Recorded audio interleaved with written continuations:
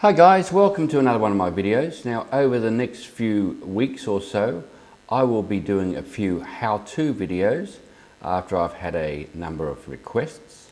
So my first video will be the new camera I've bought, a Panasonic HC V180, and I will now do the how-to basic setup for this camera.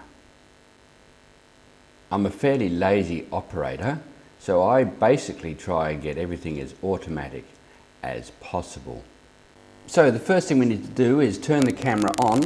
This can be done by pushing the power button on the opening here, or just by opening up the viewfinder. And then when we open it up, we have some arrows on the side here. If we click left or right, it takes you through different menus. And we need the main menu button. Open up that. Now the setup for recording, let's go to record setup. And we come up with this first window. Now what I've got here, zoom mode, it has a few available zooms. Okay, so with the zoom mode, I just set it at iZoom 90. I find this is the best zoom. There's another one there for higher rating, 150, and another higher rating of 500, but that gets very distorted when you're taking long distance videos. So we leave it at iZoom 90. Return. The OIS I have set at active. The recording format, I've got it set at AV-CHD, but you can also set it for the MP4. I use AV-CHD in my editing program, and then I convert it to MP4 later. The record mode, I've got it, there's a few record modes there. I've got it set in 1080 50p, but you can go for the 1080 50i size as well. But this is the basic one I use. Then we have the next page. Pre-recording. Now the pre-recording mode is when it automatically takes about 3 seconds before you actually push the record mode. Once you push the record, it seems to have a memory that can record the first 3 seconds before that. Face framing is I've got set up for any faces that come up, it'll frame to that face. The hybrid OIS, that's the anti-shake system, I have that as on. And fade I have as off. I don't want movies fading in and out. I'll do that in post-edit. The next one, fade color. If you're having a fade, you fade to black, or there's other colors in there as well. Now the guidelines I've got set to off. The guidelines means that we have lines across the screen to sort of show you 2/3 a rule. The level gauge. Now the level gauge is a great system. It tells you whether your camera is horizontal or not.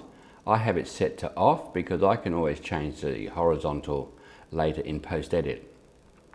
But if you have it as on, there's a line across the page. I'll show you that. Exit. So there's a line across the page that tells you whether you're level or not. Let's just go back now, record setup.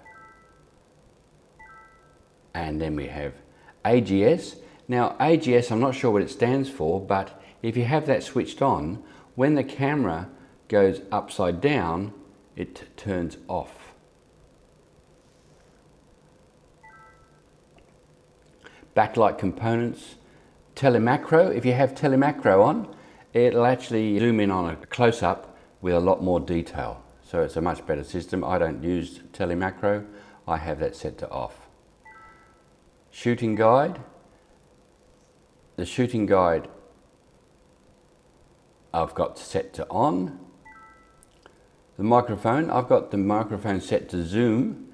You can have it set as a standard stereo mic, but I've got it set on zoom mic because if I'm doing close-up work, I use my lavalier mic, and if I'm doing far away work, it's good sometimes to pick up on the noises far away. It'll actually zoom in on the subject and pick up the noise from that zoomed area.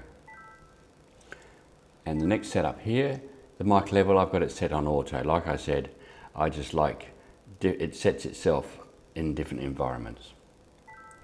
So that's the record setup. Now the camera setup itself, just quickly, I've got it set so it goes, the display goes off after 5 seconds. There's a way of setting the clock if you need to change your time. There's a world time if you change locations. You can say I'm no longer in this country, I'm now in this country, and you can link it to whether it's summertime or not. Then the date and time you set, the date format, I've got it set in day, first, month, second, year, last, but you can reverse that order if you want. Zoom record display, I've got that on there. So when I'm actually recording, the display will actually tell me how far I'm zoomed in. And then there's an iOS lock display there as well. The external display I've got set to simple. So if you put it into a TV, it comes up just with what's on the screen. Whereas if you have it set to detail here, you can have all the details exactly as we see on the small screen. Economy, I've got the battery set to economy on. The economy set to AC. I don't have that mode set because obviously it's not using any extra power once it's plugged into the power point. And I have the alert sound on, which is the ping you hear. You can set it for on, loud, or off. I've just got it for on. And down again. The operation icons, there's 3 shortcuts that you can have on the side of the screen, and that shortcuts can be set there under the select operation icons. The power LCD, I've just got it set to normal. You can have it plus or minus 1. LCD, the brightness, you can adjust the brightness of the LCD. So I have it set fairly high because I record outside in the sun quite often. HDMI resolution, I've got that set to auto. VeraLink, the Panasonic TVs, you can automatically link your camera to the Panasonic TVs. I don't have one, but I've got it set to on.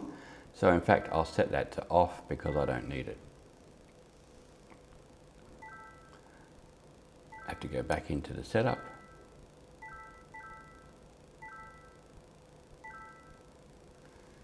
The initial setup, which I did when we first got the camera, and then there's auto cursor position. Number reset. So the files are stored on the SD card in a certain number order, and they start with 00001 and continue right through. You can reset that number back to 00001. Format media, that is to empty the SD card once you've saved it to your other devices. The media status, that tells you how much is remaining on the SD card. I have used 0 space because I've just emptied it last night. And the version, you can update your version of the camera by plugging it into your computer. Demo mode, the demo mode should be set to off because we don't need it on. That just shows you how the system works. Same with the iOS demo, it shows you how it works, and the software info tells you what version you are actually running at the moment. We need to connect it to the computer to find that out. I think that's about it. Oh, the online manual. I'll leave a link in the description below for the online manual that I use, and you can set the language to whichever language you speak. There's a number of languages there, and I've obviously got English. Exit out of that, and all your settings are done. I have to turn this off. This was in record mode. This was level, gauge, set to off. Perfect. It's as simple as that. So guys, that's a quick look at the setup on this camera. If you have any questions, leave them in the comments below and I'll answer them if I can. So guys, if you like this video, give it a thumbs up. You can subscribe to my channel if you wish. I'll be leaving a few more of these how-to videos over the next few weeks. So guys, thanks for watching. We'll catch you in the next video. Bye for now.